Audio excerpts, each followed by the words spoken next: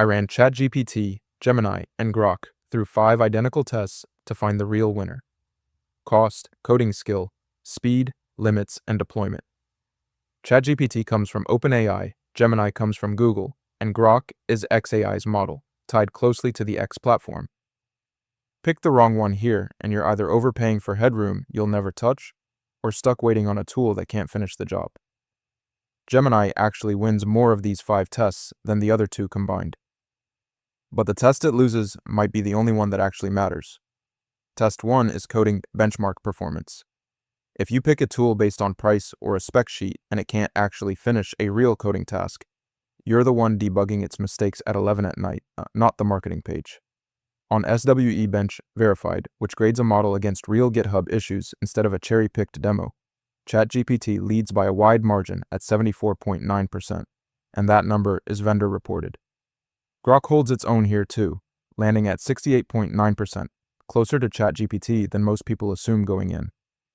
Gemini trails both of them on this specific test. And since we're here, drop your guess in the comments. If you had to pick which of these 3 would win the coding test before watching this, I bet most of you didn't say ChatGPT. That puts ChatGPT ahead 1-0 on the scoreboard. My name is Brian, and I'm in these tools 12 hours a day, so you don't have to be. Test 2 is speed. A slower tool breaks the rhythm of an interactive coding session, even when the answer it eventually gives you is right, because you're sitting there waiting instead of working. Independent measurement from artificial analysis has Gemini as the fastest of the 3, putting out roughly 155 tokens per second, about 9% quicker than ChatGPT and around 29% quicker than Grok. That's community reported rather than vendor published, but it matches what a lot of people notice the moment they switch between the 3. That tie doesn't last long, because the next test is where the real money question shows up. Gemini takes this one, and the scoreboard ties up at 1 apiece.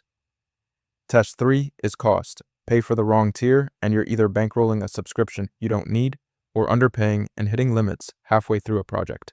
Vendor-published pricing puts Gemini's mid-tier plan a single cent cheaper per month than ChatGPT's, which is close enough to call a rounding error rather than a real advantage, while Grok's premium tier runs a full 2 times the price of either one. ChatGPT's flagship plan sits at $20 a month, and that's the number everything else in this test gets measured against. Grok's price gap doesn't disappear just because a later test might justify it. One of the biggest problems I run into when using AI agents is turning their output into YouTube content I can actually use to market my product. That's why this video is sponsored by Subscriber, a tool that helps business owners connect their AI agents to YouTube and market their products without spending 10 hours every week creating content. You can connect Claude or ChatGPT directly to Subscriber. It then analyzes your business, website, and YouTube channel to help you create SEO-optimized video ideas, scripts, thumbnails, and even complete videos that actually match your brand. What I like most is that every week, Subscriber gives me a list of high-potential video ideas I can immediately execute, and it can even help edit videos for me, with or without my face, including videos like the one you're watching right now. It's easy to get started, and you can try Subscriber for free using the link in the description below. Now back to the video. Gemini wins this test on a technicality, so the scoreboard moves to 2 for Gemini and 1 for ChatGPT. Stick with me because the last 4 tests are where this decision actually flips. Test 4 is context and output limits. Run out of context mid-task, and the tool forgets the codebase you just handed it. Hit the output cap, and it stops generating mid-file, and now you're stitching 2 responses together by hand. This test splits down the middle. Gemini takes the context window, vendor reported at roughly 2.5 times, ChatGPT's and about 4 times Grok's, which matters most when you're feeding it an entire codebase at once. ChatGPT takes the other half, generating up to 128,000 tokens in a single response, twice what Gemini can put out and 4 times Grok's limit. Useful when you need a whole file written in one pass instead of assembled from pieces. Nobody sweeps this one. Gemini's context lead pushes the scoreboard to 3.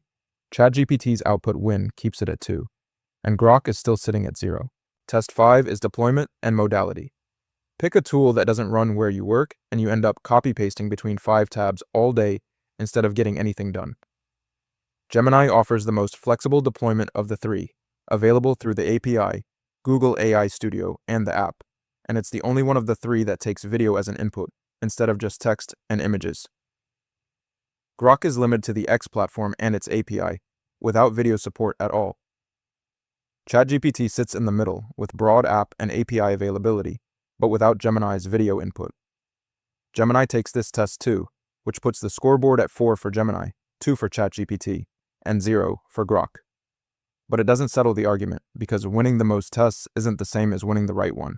On paper, that scoreboard isn't close, so here's what each one earned.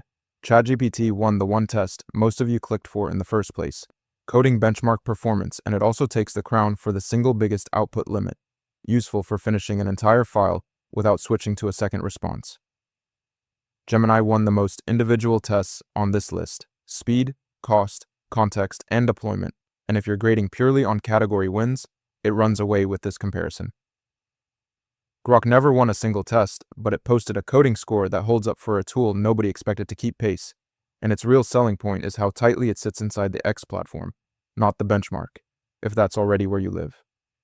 Now, Gemini won the most individual tests on this list: speed, cost, context, and deployment, and if you're grading purely on category wins, it runs away with this comparison.